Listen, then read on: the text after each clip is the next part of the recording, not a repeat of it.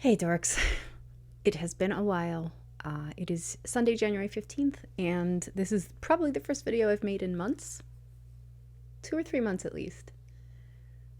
Maybe one, I don't know. But I was inspired yet again by my tarot buddy, Tarot by the Pines.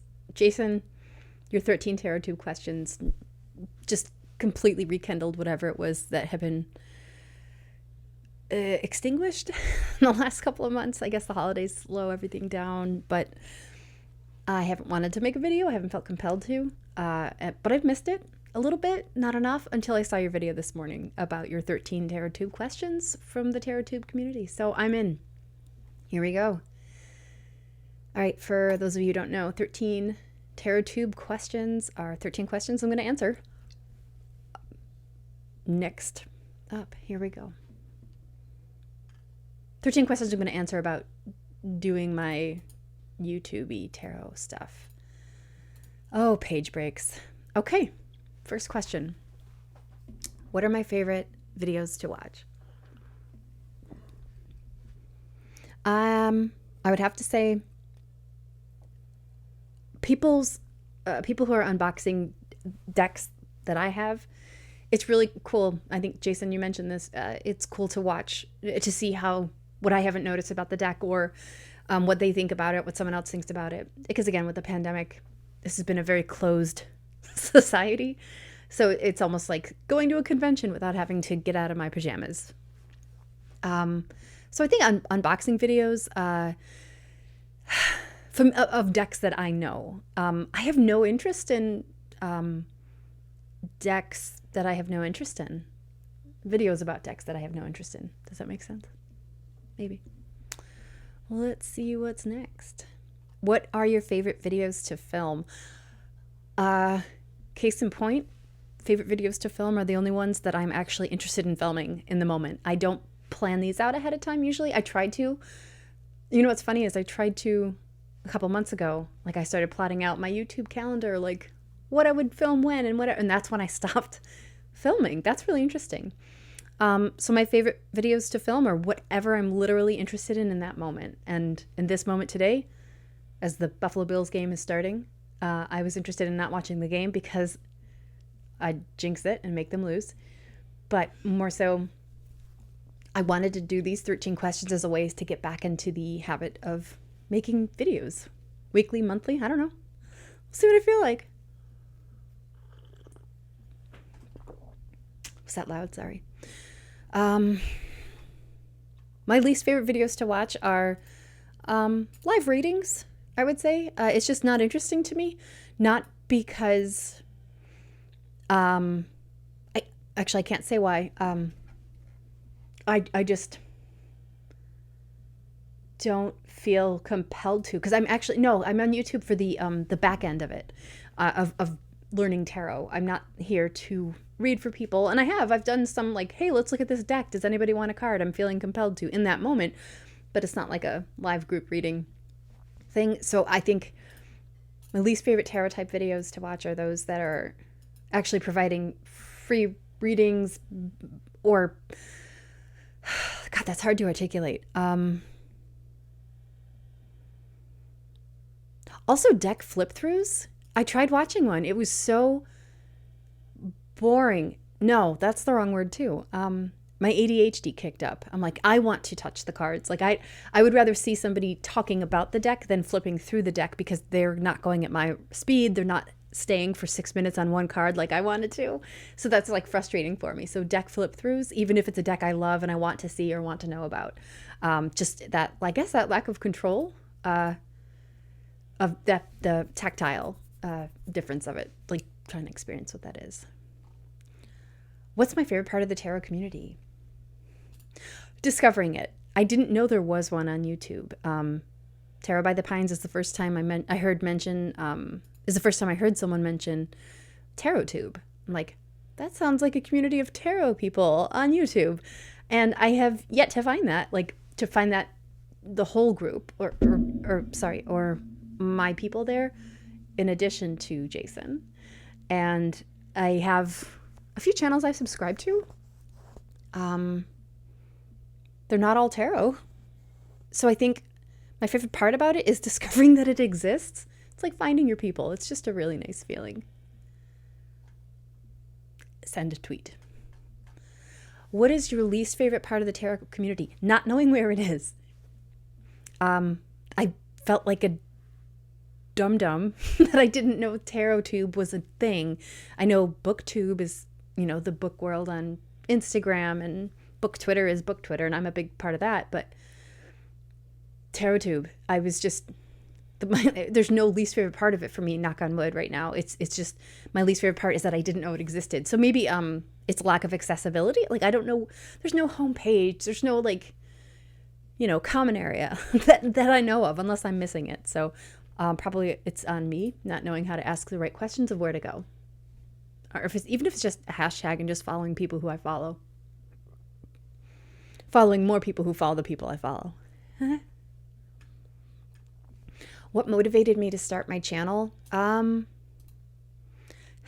a lot to say and no one to say it to.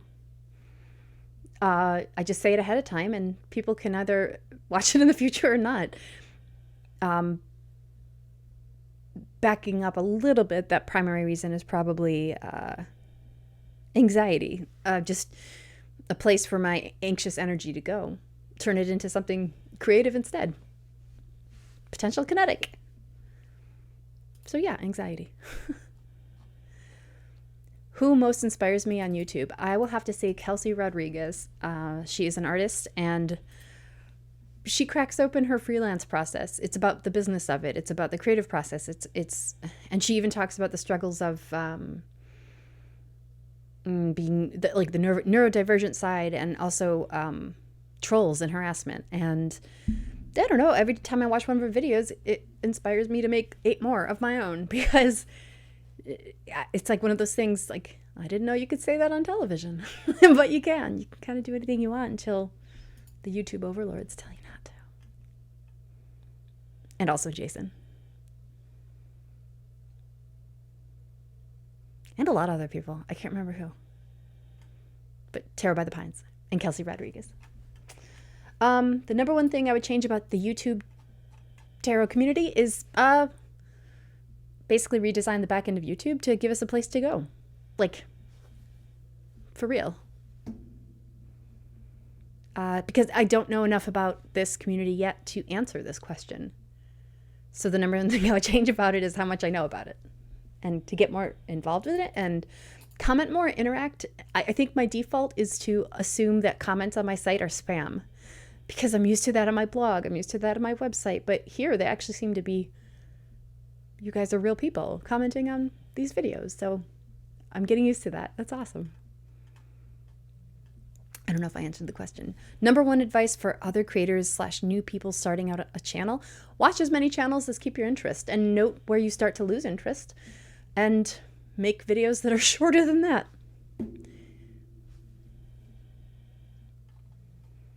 What do you like about YouTube as a whole?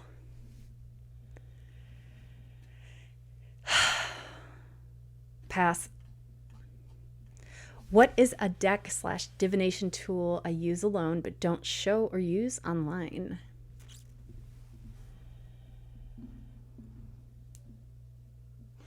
Nothing in particular. I have a book on reading tea leaves.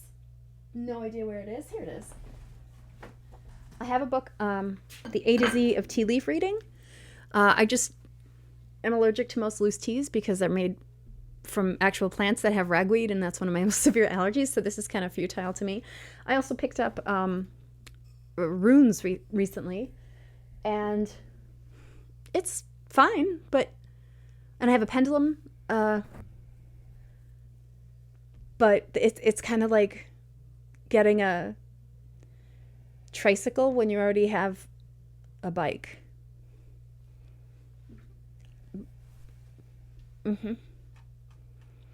What is a deck I want but won't buy because I don't support the creator publisher?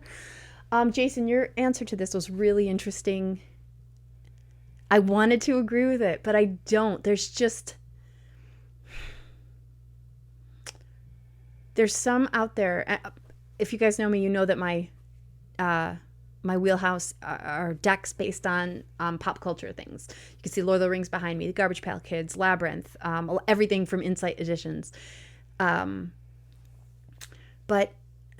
I was at Second and Charles yesterday with my husband, and I had my hands on a couple of different decks, and the budget's just not there right now, so I'd ended up not getting any, but I intentionally put or did not touch the Britney Tarot, because I couldn't tell you who the creator or publisher are for the Britney Tarot, Britney Spears Tarot, because that woman has been through enough.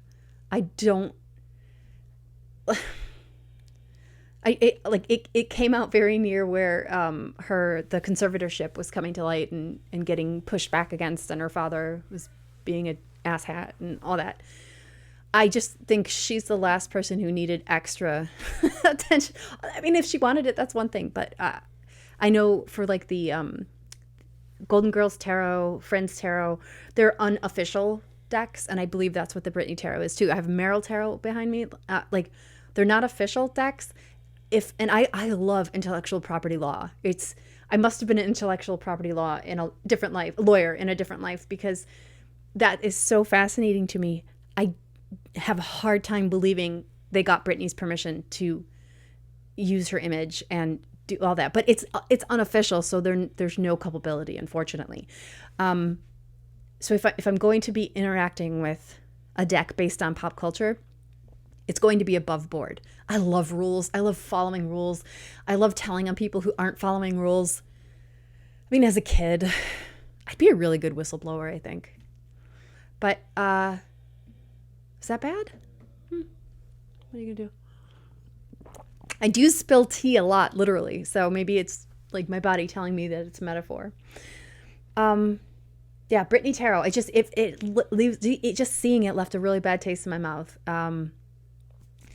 And I honestly, right behind me, it's the one you can see the best right over here. Garbage Pail Kids Tarot. It's so well done, but it's just so icky. Insight, you know I love you, but it's just so icky. It's just so weird. I wish I hadn't bought it, so I'll probably regift it to somebody. I don't feel at all connected to it. And Jason, this does remind me of the consumerism point you brought up in your video about the deck consumerism thing, like wanting it. I started feeling that, like the tipping point yesterday when at the store, like I don't want to buy anymore. I just want to get to know deeper these ones that I have. And like Starman Tarot, if anybody wants that, let me know. If you could pay for shipping, I'll give it to you, because it's beautiful, but I'll never use it. It's too intimidating to me. And same goes for a bunch of my other decks. Maybe I'll do a post about that. Yeah. I'm stalling because I don't want to get to the last question yet, but here we go. What has been your most memorable experience being a part of TarotTube?